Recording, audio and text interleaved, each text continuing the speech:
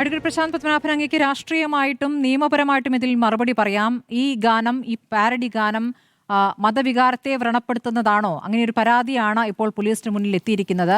ഇപ്പോൾ ശ്രീ മഹേഷ് പണിക്കർ പറഞ്ഞത് കേട്ടല്ലോ. ആ രൂപത്തിലേക്ക് ആ ഗാനം വേറെ രൂപത്തിൽ മറുനാടൻ മലയാളികൾ ഉപയോഗിക്കാനുള്ള സാധ്യത അങ്ങ് എത്രത്തോളം കാണുന്നു?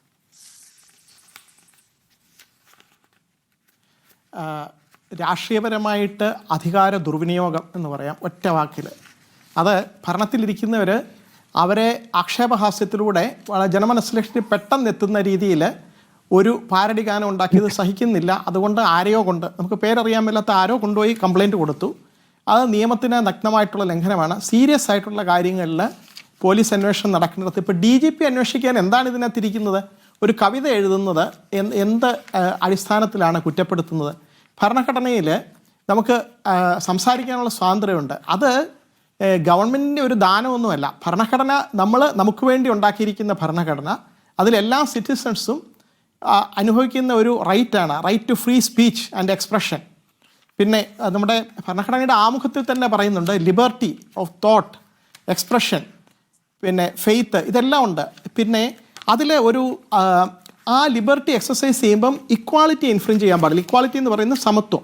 അതായത് അംഗഭംഗം വന്ന ഒരാൾ അല്ലെങ്കിൽ അംഗവൈകല്യം ഉള്ള ഒരാളെ കളിയാക്കിക്കൊണ്ട് ഒരു ആക്ഷേപഹാസ്യം രഹിക്കുകയാണെങ്കിൽ അത് സുപ്രീം കോടതിയിൽ ഈയിടെ ഒരു കേസ് വന്നിരുന്നു.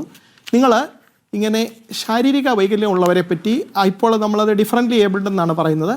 അങ്ങനെയുള്ള ആൾക്കാരെ ആക്ഷേപിച്ചുകൊണ്ട് കവിതകൾ എഴുതാൻ പാടില്ല. ബോഡി ഷെയ്മിങ്, ഇങ്ങനെയൊക്കെയുള്ള കാര്യങ്ങൾ വരും. അതല്ലാതെ ശ്രീ മഹേഷ് പണിക്കർ പറഞ്ഞതിനോട് ഞാൻ സരസമായിട്ട് ഉത്തരം പറയാൻ ശ്രമിക്കാം. കാരണം ബാക്കി രാഷ്ട്രീയം പറയുന്നതിനോട് പെട്ടെന്നൊരു മറുപടി പറയുന്നില്ല.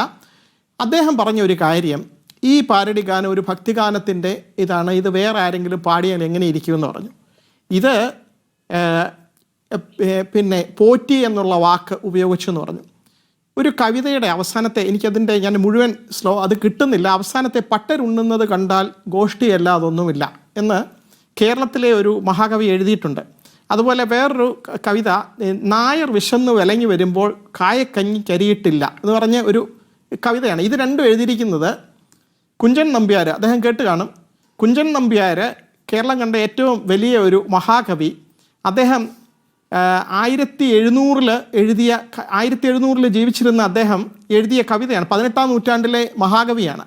അദ്ദേഹത്തിന് ഇത് എഴുതിയപ്പോൾ ഇതാരും നായരെ അപമാനിച്ചു അല്ലെങ്കിൽ പട്ടരെ അപമാനിച്ചു എന്നുള്ള പ്രശ്നമൊന്നുമില്ലായിരുന്നു.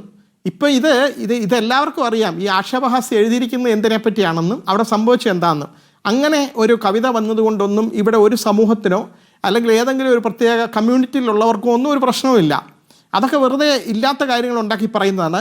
മാത്രമല്ല ഈ പരാതി വന്നിരിക്കുന്നത് ഏതെങ്കിലും ഈ തരത്തിലൊരു സമുദായത്തിന്റെ ഭാഗമായിട്ടല്ല. ഇപ്പോൾ ശബരിമല തിരുവാഭരണ പാത സംരക്ഷണ സമിതി എന്നൊരു സമിതിയാണ്, പാത സംരക്ഷണ സമിതിയാണ്. അത് തന്നെ രണ്ടായിരിക്കുന്നു. പരാതി നൽകുന്ന ആൾ നമ്മുടെ ഭാഗമല്ല എന്ന് മറ്റൊരാൾ പ്രതികരിക്കുകയും ചെയ്തിരിക്കുന്നു. പരാതി കൊടുക്കുന്നവർ മിക്കപ്പോഴും ഒരുപക്ഷെ ഇപ്പോൾ ഭരണത്തിരിക്കുന്നവരുടെ താല്പര്യങ്ങളെ സംരക്ഷിക്കാൻ വേണ്ടി ആയിരിക്കാം കൊടുത്തത്. ഈ അഭിപ്രായ സ്വാതന്ത്ര്യത്തെ സംരക്ഷിക്കാൻ ഗവൺമെൻറ്റിന് ഒരു ചുമതലയുണ്ട്. അതിൽ DGP അന്വേഷിക്കേണ്ട യാതൊരു കാര്യങ്ങളുമില്ല. സീരിയസ് ആയിട്ടുള്ള കുറ്റകൃത്യങ്ങൾ നടക്കുന്നു, അത് തടയാനുള്ള മെഷേഴ്സ് എടുക്കുക, വീണ്ടും അത് റിപ്പീറ്റ് ചെയ്യാതിരിക്കുക, ലോ ആൻഡ് ഓർഡർ പ്രൊട്ടക്റ്റ് ചെയ്യാൻ നോക്കുക. ഈ ഭരണമാറ്റം എന്ന് പറയുന്നതും ഇലക്ഷനിലെ ജനങ്ങൾ അവരുടെ രാഷ്ട്രീയ ബോധ്യമനുസരിച്ച് വിധി എഴുതുന്നതും ഏത് പ്രശ്നങ്ങളൊക്കെയാണ് പ്രധാനമെന്ന് കരുതുന്നതും അതിൽ ആർക്കൊക്കെ എത്രയൊക്കെ പങ്കുണ്ടെന്നുള്ളതും ജനങ്ങൾക്ക് ഒരു ബോധ്യമുണ്ട്. അതിൻ്റെ ക്രിമിനാലിറ്റി കോടതിയിൽ കേസുകൾ വന്ന് തെളിയിക്കപ്പെടും. ഇപ്പോൾ ക്രിമിനൽ കേസുകളിൽ അറസ്റ്റിലായിരിക്കുന്നവർക്ക് അവരുടെ നിരപരാധിത്വം തെളിയിക്കാനുള്ള അവസരം നിയമ സംവിധാനത്തിലുണ്ട്. അതിലുപരിയായിട്ട് തമാശ രൂപേണ അവതരിപ്പിക്കുന്ന ഒരു കാര്യത്തിൽ, രാഷ്ട്രീയ പ്രശ്നത്തിൽ ഈ റീസണബിൾ റെസ്ട്രിക്ഷൻ ഉണ്ട് ഭരണഘടനയിൽ. ഫ്രീ സ്പീച്ചിന് 8 റെസ്ട്രിക്ഷൻസ് ഉണ്ട്. അത് 8-ൽ ഏതെങ്കിലും ഒരെണ്ണിൽ വരണം. ഇവിടെ സംസാരിച്ച രാഷ്ട്രീയ പ്രതിനിധികൾ ആരെങ്കിലും അതിൽ ഏതെങ്കിലും ഏത് എക്സെപ്ഷനകത്താണ് ഇത് റീസണബിൾ റെസ്ട്രിക്ഷൻ എന്ന് പറഞ്ഞാൽ ഇത് പറയാൻ പാടില്ല എന്ന് പറയുന്ന അതിനകത്ത് ഏതെങ്കിലും ഒരെണ്ണം വരണം. ഈവൻ നേരത്തെ ആരാണ് പറഞ്ഞതെന്ന് ഞാൻ മറന്നുപോയി, യേശുക്രിസ്തുവിനെ പറ്റി, മുഹമ്മദ് നബിയെ പറ്റി, രാമനെ പറ്റി ഒന്നും എഴുതാൻ പാടില്ലെന്ന് എഴുതിയിട്ടുണ്ട്. എഴുതുന്നത് ഫ്രീ സ്പീച്ചിൻ്റെ ഭാഗമാണ്. എവിടെയാണ് ഇത് വിശ്വാസത്തെ ചോദ്യം ചെയ്യാൻ പറ്റും?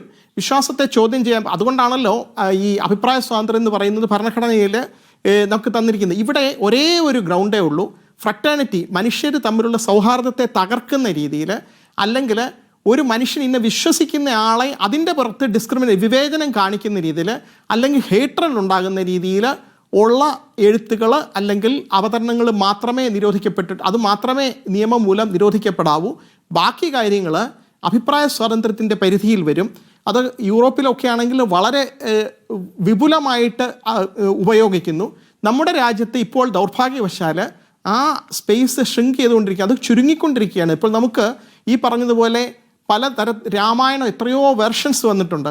അതിനകത്തൊക്കെ ഇപ്പം പുതിയ ഒരു റൈറ്റ് വിങ് എക്സ്ട്രീമിസം പിടിമുറുക്കിയിട്ട് ഇതിനെയൊക്കെ ചോദ്യം ചെയ്യുന്നു. ചിലരൊക്കെ ഗൗരി ലങ്കേഷിനെ പോലുള്ളവർ അല്ലെങ്കിൽ ചേകന്നൂർ മൗലവി, ഫാറൂഖ് ഒക്കെ കൊല്ലപ്പെടുന്നു. ഇതെല്ലാം എന്തുകൊണ്ടാണ്? മനുഷ്യ സൗഹാർദ്ദത്തിന് വിരുദ്ധമായിട്ട് മനുഷ്യനുപരിയല്ല വിശ്വാസങ്ങൾ, ഈ മനുഷ്യർക്ക് വേണ്ടിയിട്ടാണ് വിശ്വാസങ്ങൾ. അപ്പം എനിക്ക് അതിൻ്റെ ഒരു തത്വം എന്ന് പറയുന്നത് തിമോത്തി ഗാർട്ടൺ ആഷ് എന്ന് പറഞ്ഞ ഒരു അതോറിറ്റിയാണ് ഫ്രീ സ്പീച്ചിൻ്റെ, ലണ്ടൻ സ്കൂൾ ഓഫ് എക്കണോമിക്സിലെ പ്രൊഫസറാണ്. അദ്ദേഹം പറഞ്ഞിരിക്കുന്ന ഈ റിലീജിയസ് ആയിട്ടുള്ള കാര്യങ്ങൾ വരുമ്പോൾ ഞാൻ നിങ്ങളെ ബഹുമാനിക്കുന്നു, I respect you as a believer. നിങ്ങളൊരു ബിലീവർ ആയിരിക്കാൻ ഞാൻ നിങ്ങളെ റെസ്പെക്ട് ചെയ്യുന്നു. But that doesn't mean that I respect the content of your belief. നിങ്ങളുടെ വിശ്വാസം എന്താണെന്നുള്ളത് ഞാൻ ബഹുമാനിക്കണമെന്ന് നിർബന്ധമില്ല. നിങ്ങൾക്ക് പല വിശ്വാസങ്ങൾ കാണും. എനിക്ക് ഇപ്പോൾ ഒരു പല വിശ്വാസങ്ങൾ ഞാനത് എടുത്ത് പറയുന്നില്ല, കാരണം ഇപ്പോഴത്തെ സ്ഥിതിയിൽ ഇത് ഓരോന്നും ഇതാണെന്ന് പറയും, പിന്നെ മതത്തെ അവഹേളിച്ചു എന്നുള്ളത്. ഇതിന് പല പല വിശ്വാസങ്ങൾ ഉള്ളത് കൊണ്ട് ആ വിശ്വാസങ്ങളെല്ലാം ഞാൻ അംഗീകരിക്കുന്നു എന്ന് അർത്ഥമില്ല. ഞാൻ നിങ്ങൾക്ക് വിശ്വസിക്കാനുള്ള സ്വാതന്ത്ര്യത്തെ പൂർണ്ണമായിട്ട് അംഗീകരിക്കുന്നു, നിങ്ങളെ അതിനെ വിശ്വാസിയായിട്ടും അംഗീകരിക്കുന്നു. അതുകൊണ്ട് ഈ കവിത എഴുതിയ ആളുടെ പേര് വെച്ചിട്ട് അദ്ദേഹം ഇപ്പം GP കുഞ്ഞബ്ദുള്ള ചാലപ്പുറം എന്ന് പറയുന്ന അദ്ദേഹമാണ് ഇത് എഴുതിയത്. ഇന്ന് ഞാൻ ചില സോഷ്യൽ മീഡിയ പോസ്റ്റുകളുണ്ട്, അദ്ദേഹം വേറെ ചില അഭിപ്രായങ്ങൾ എക്സ്പ്രസ് ചെയ്തിട്ടുണ്ടെന്ന് പറഞ്ഞ് ക്യാൻസൽ ചെയ്യാനുള്ള ഒരു കൾച്ചറുണ്ട്. അതും അങ്ങേയറ്റം തെറ്റാണ്.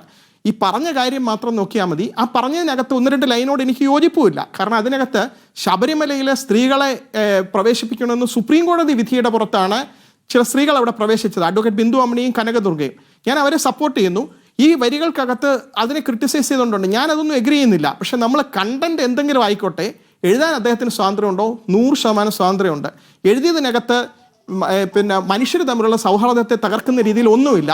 പോലീസ് കംപ്ലൈന്റ് എന്ന് പറയുന്ന നിയമത്തിന്റെ നഗ്നമായ ദുരുപയോഗമാണ്. ഇത് പോലീസ് അന്വേഷിക്കേണ്ട ഒരു കേസേ അല്ല. ഭരണഘടന തന്നിരിക്കുന്ന അഭിപ്രായ സ്വാതന്ത്ര്യത്തിന്റെ പരിധിയിൽ വരുന്ന കാര്യങ്ങളാണ് ഇതൊക്കെ. ശരി.